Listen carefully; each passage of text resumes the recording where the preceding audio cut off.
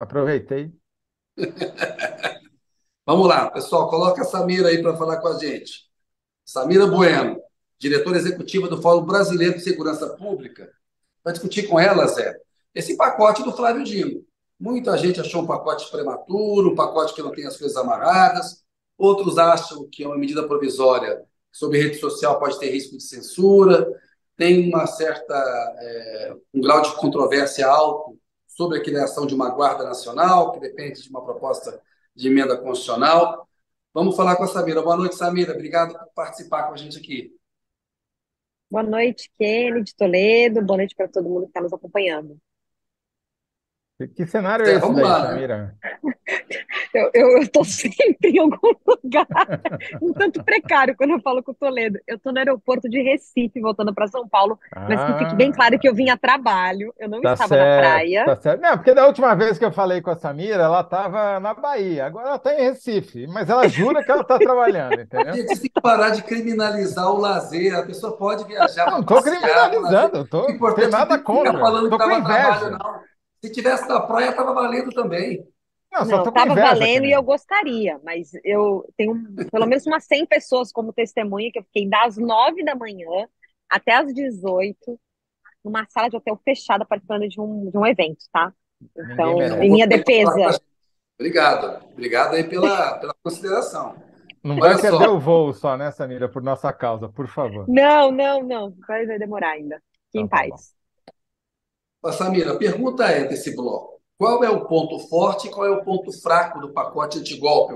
Quais são os pontos fortes e os É que pontos, tem pontos ponto fracos? forte no pacote, né? Você não Pontos precisa fracos, é assumir isso? que tem. Ou se há ponto forte, ou se não há, só ponto fraco. Enfim, queria. Bola com você, Samira.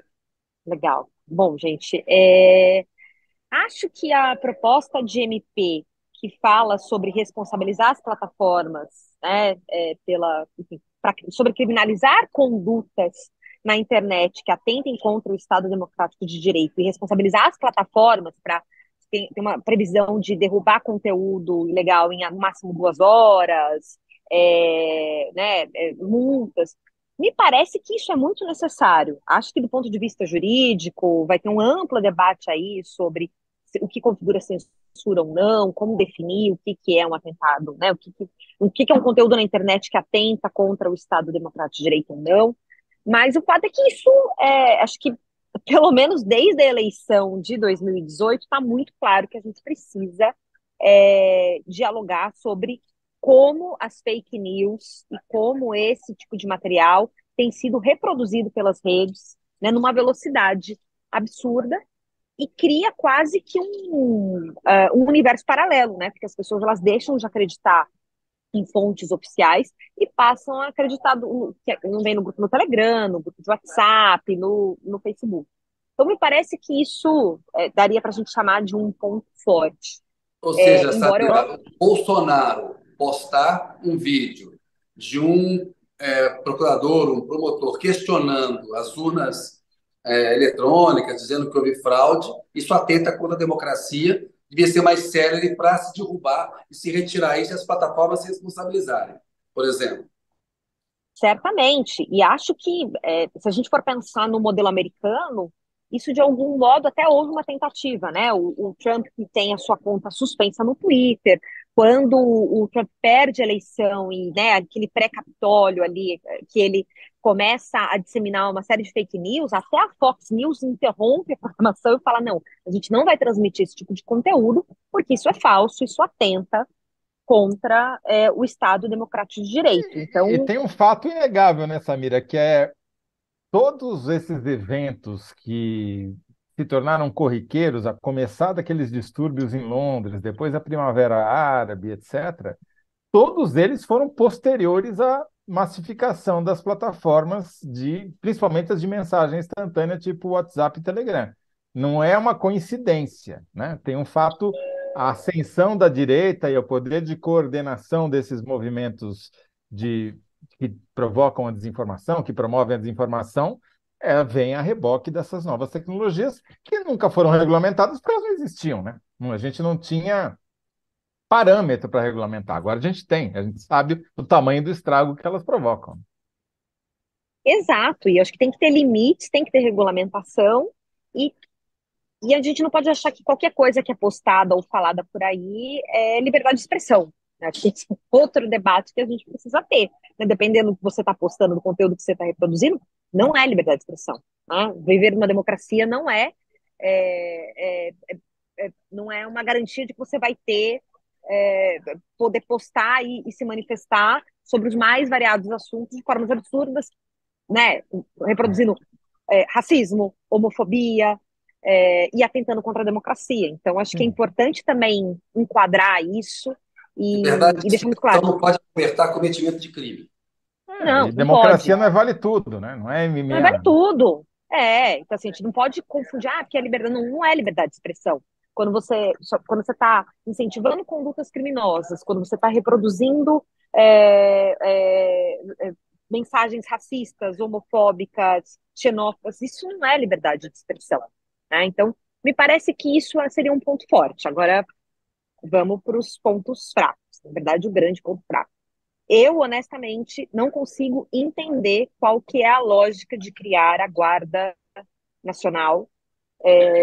No Afogadilho, eu acho que assim, um debate ou uma discussão sobre a criação de uma Guarda Nacional em substituição ao que é a Força Nacional, que já existe aí há uns bons anos, ela é até uma discussão bem-vinda, mas não nesse contexto de substituir o trabalho da Polícia Militar do Distrito Federal para fazer a guarda do patrimônio público ali, dos prédios públicos. Assim, é quase como, enfim, quem é responsável em geral pela guarda, né?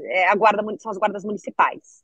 Né? Então, é quase como se a União quisesse criar uma guardinha para cuidar dos prédios públicos, porque não confia na Polícia Militar do DF. Hoje A gente você tá, acho que tem no Congresso a Polícia Legislativa, fazendo a proteção do prédio ali da chegada.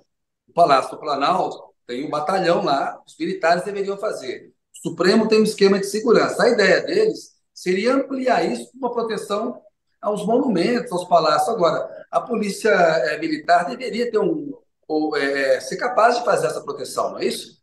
Sim, e a gente eu, paga por isso, inclusive, né, a Samira, não é isso? União paga.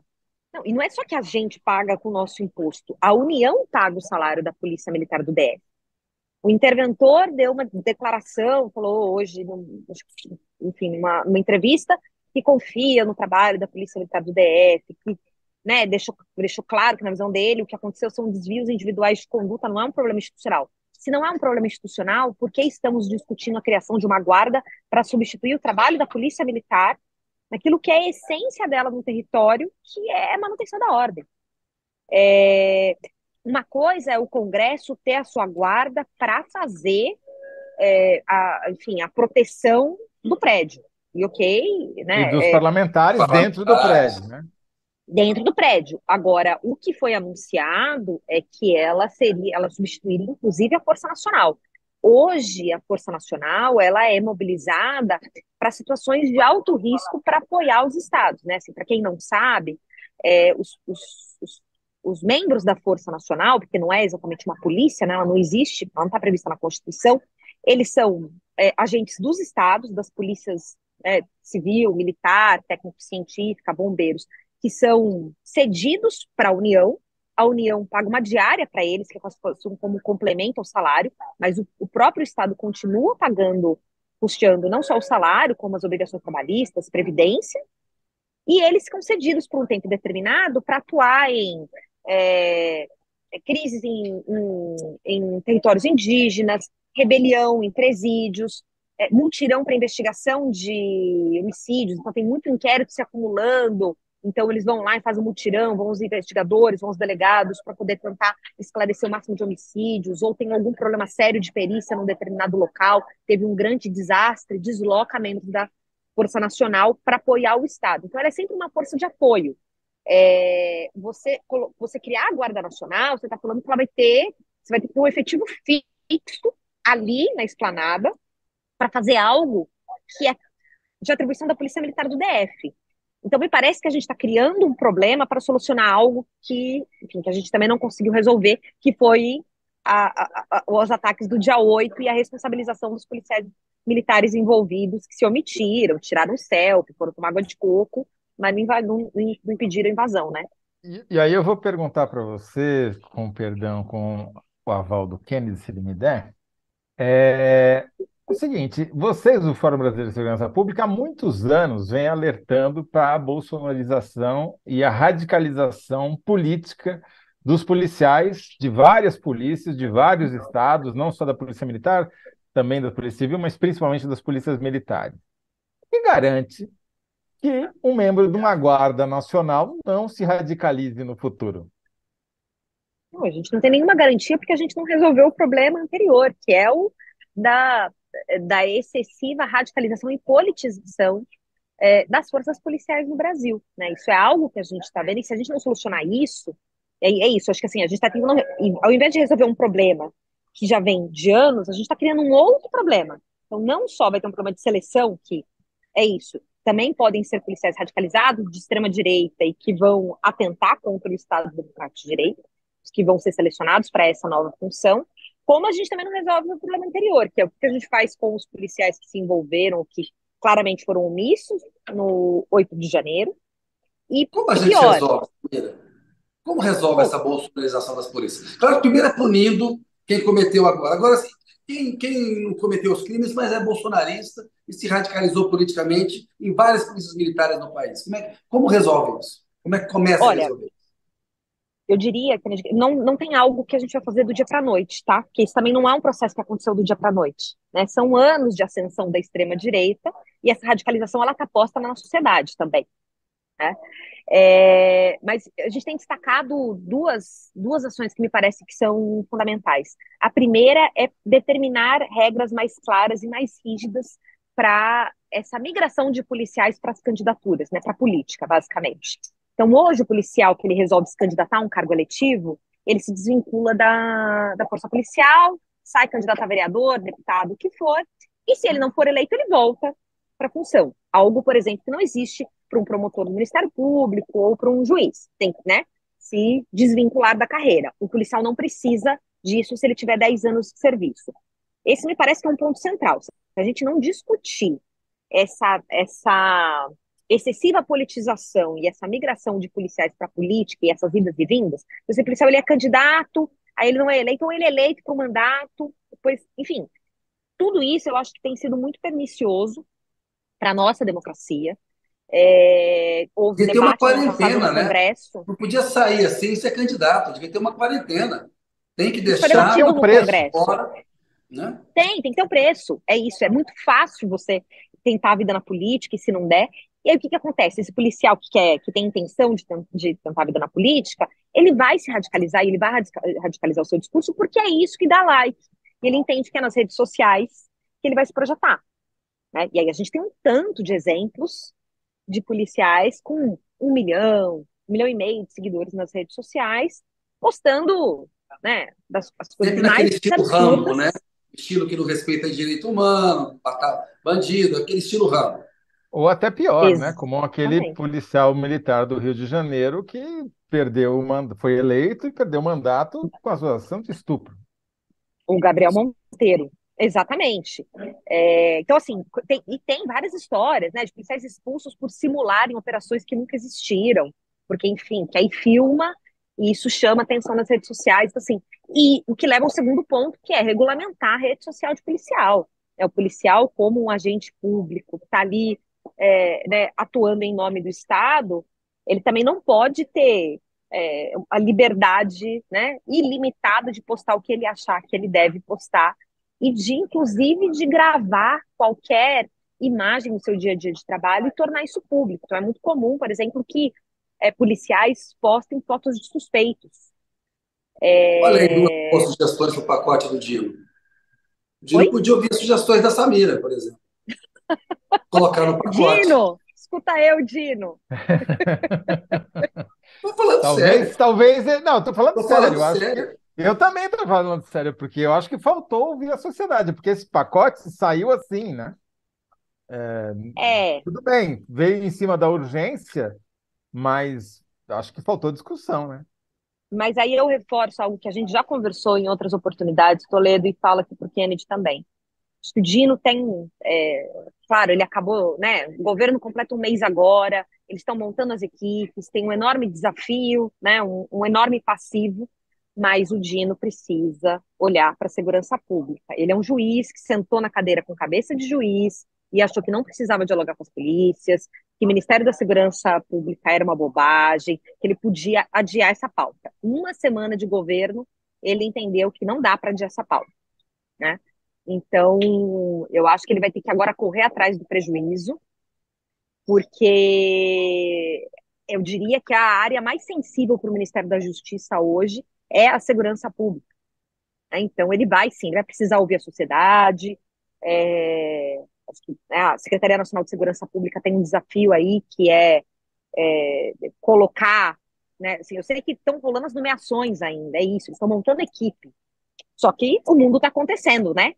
O tempo da burocracia e o tempo da vida real são diferentes. Se eu entendi bem, Samira, é mais ou menos assim, quer dizer, em vez de criar uma polícia nova, precisa regulamentar as que já existem, né? Então, a gente cria um problema novo. E quanto tempo vai demorar isso? Aí a gente entra em outras discussões, né? Porque aí isso vai para o Congresso, isso vai ter que ser um debate sobre de onde é que sai o dinheiro, que vai custar mais do que custa a Força Nacional. Qual que é o sentido disso? Eu realmente não consigo entender qual que é o sentido disso. Assim, se está azeitado e se vai resolver o problema da PMDF, não tem necessidade de você criar uma guarda nacional. E se não consegue resolver o problema da PMDF, é pior ainda. Porque que E nem a daí tem que tirar PMDF, dinheiro da PMDF. Se eles não estão fazendo o serviço deles, né? Tem que tirar o dinheiro, certo? você concorda comigo? Que estão pagando. E não é só que pagam os salários da PMDF. As polícias, tanto a Polícia Militar quanto a Polícia Civil do Distrito Federal têm os maiores salários do país.